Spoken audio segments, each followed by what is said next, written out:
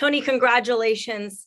What an incredible performance. I mean, you took me for a ride and I learned so much from this. It was really an American history lesson because I think we all remember, where we were when this Anthrax happened at post 9/11. Can you tell me what you recall, when it was happening at the time?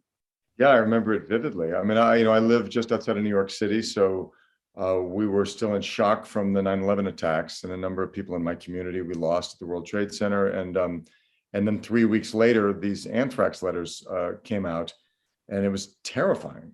We didn't open our mail for over a month. I think a postal worker near where I live died, and we used to put Cipro pills, which is the antibiotic you take if you have anthrax poisoning, into our kids' school backpacks because our children were small at the time, and it was really scary.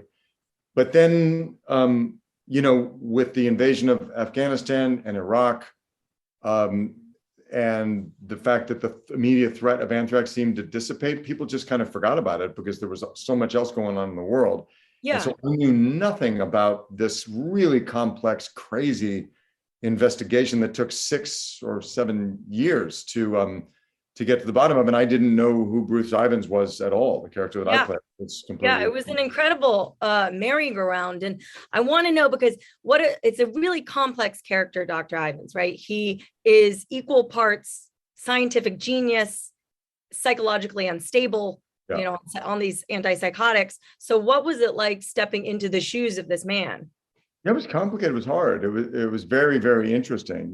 Bruce is someone who, when you meet him, he wanted everyone to like him. He was, and he was really fun and really generous and sweet and goofy and sort of odd, but obviously brilliant and very, very good at what he did. And people really respected him. A devoted family man, really into his church, a great neighbor, but an oddball. But then what he was hiding was some really severe mental illness and deep-seated childhood trauma that impacted his behavior as well. So without, I don't know how much we want to give away, but Bruce is someone who became obsessed with this investigation, and it really kind of consumed his life and really he becomes central to it and ended up kind of destroying this guy. So he was a man of tremendous contrast. So as an actor, it was really interesting and challenging to play him. What kind of research did you do? Did you speak to anybody involved? Obviously, he's not, with us. So did you speak with anybody involved with the investigation? No, I didn't. He's no longer with us, and I felt uncomfortable about reaching out to his family. So I really just started researching online about him. And then that led me to a fascinating biography of him by a guy called David Willman, who was an LA Times reporter who was on that beat. And he wrote a biography of Bruce and of the investigation and how the anthrax investigation was manipulated by the Bush administration to justify the invasion of Iraq and sort of incorrectly. Anyway, but it contains all kinds of fascinating information about Bruce's traumatic childhood. He had a really crazy relationship with his mother, and many events that are depicted in the show. Kappa Kappa. Kappa Kappa Gamma, and a lot of just material that was super helpful for me and connected the dots. And then I read a number of other books about the investigation by FBI agents and journalists as well. I spoke, as I mentioned, Bruce suffered from a severe sort of a paranoid personality disorder and clinical depression and a dissociative personality disorder, and where we'd have these blackouts, and there's this sort of alter ego who he would go blacked out when he was in this other alter ego. So I called a friend of mine who is a very distinguished psychiatrist, and she really helped talk me through a lot of the details of that behavior and the medications that he was on. And so, yeah, it was just a lot of research and kind of deep diving and peeling the onion to try and understand where this guy lived. I just have 2 more questions. As an actor, what is it like? What is the challenge to step away from that performance? You come off set, you take your mask off, or you put your mask on. Yeah, it's always interesting for me. It's I'm not someone who, like, if I've been doing something that's terribly dark, that it, I can't shake that.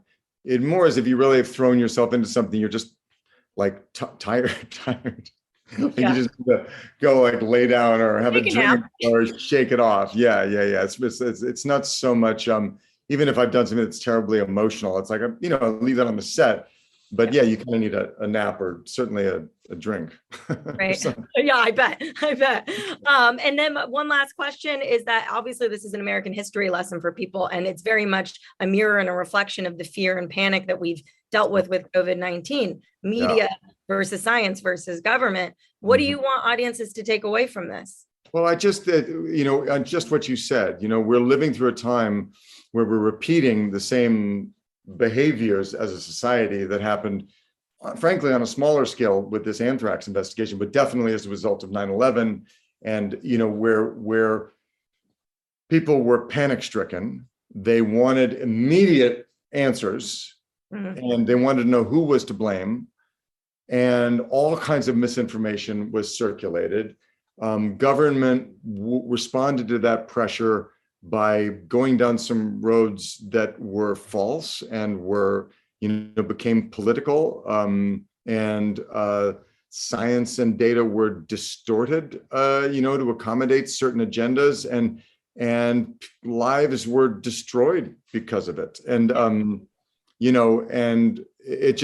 yet when people took a deep breath and just followed the science, eventually, it took 6 years in this case, the science was the answer, and it kept changing. They didn't know. And then all of a sudden it revealed the truth about the thing. But, our human tendencies can really get in our way. And I think the discord and division that's all going on right now because of our fear and communal panic about COVID-19, we all need to just I hope this helps people go, okay, wait, we just need to take a deep breath. We don't want to repeat these mistakes again. All right. Well, then that's what we're getting from you, Tony. Take a deep breath. Thank you so much. And again, congratulations. It's a fantastic performance. Thanks. Appreciate it. Thank you.